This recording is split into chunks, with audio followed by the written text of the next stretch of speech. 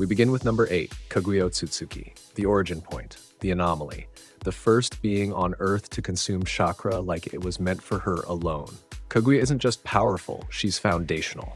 Everything in the shinobi world traces back to her decision to eat the chakra fruit from the God Tree. That single act reshaped reality. War ended under her rule, but not because she brought peace, because she became something too overwhelming to oppose.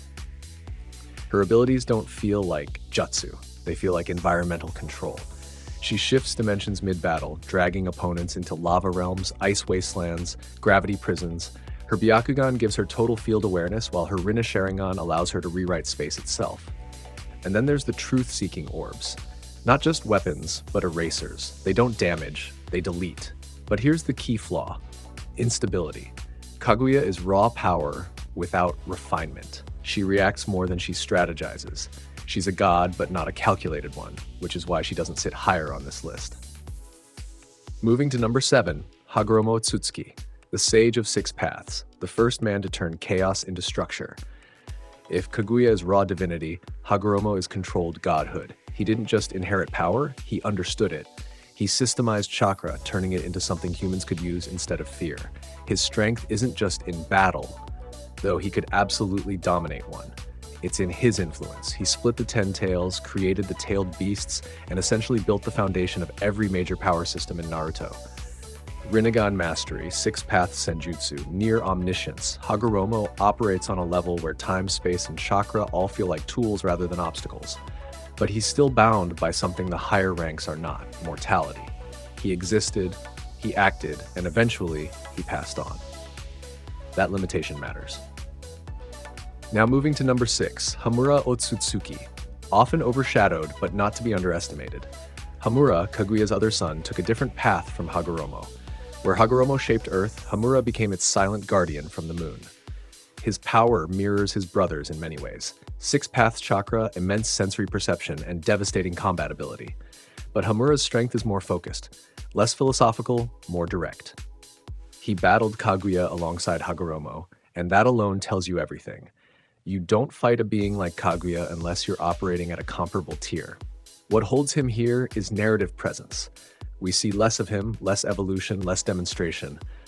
But make no mistake, he belongs in this conversation. We escalate now to number 5, Isshiki Otsutsuki. This is where things change. Isshiki isn't just powerful, he's efficient. Every movement, every ability, every decision is optimized. His signature ability, Sukuna Hikona, allows him to shrink anything instantly. Objects, attacks, even himself. Pair that with Daikoku Ten, where he stores objects in a timeless dimension and recalls them at will, and you're dealing with a fighter who controls scale and timing simultaneously. He doesn't overpower you with spectacle, he dismantles you with precision. Even Naruto Uzumaki and Sasuke Uchiha at their peak struggled against him, not because they lacked power, but because Isshiki operates on a completely different combat logic. He doesn't waste energy, he doesn't panic, he doesn't hesitate.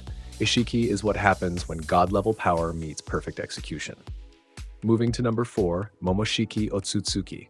If Isshiki is efficiency, Momoshiki is amplification. His entire combat style revolves around absorption and reflection. Chakra-based attacks don't just fail against him, they make him stronger. He consumes them, refines them, and sends them back multiplied. After absorbing Kinshiki, he evolves into a higher state, faster, stronger, more unpredictable. But what makes Momoshiki truly dangerous isn't just his power, it's his adaptability. He learns mid-fight, he adjusts, he exploits patterns, and then there's his post-defeat existence, embedding himself within Boruto Uzumaki as a karma. That alone extends his influence beyond physical defeat. He doesn't just fight battles, he survives them in other forms.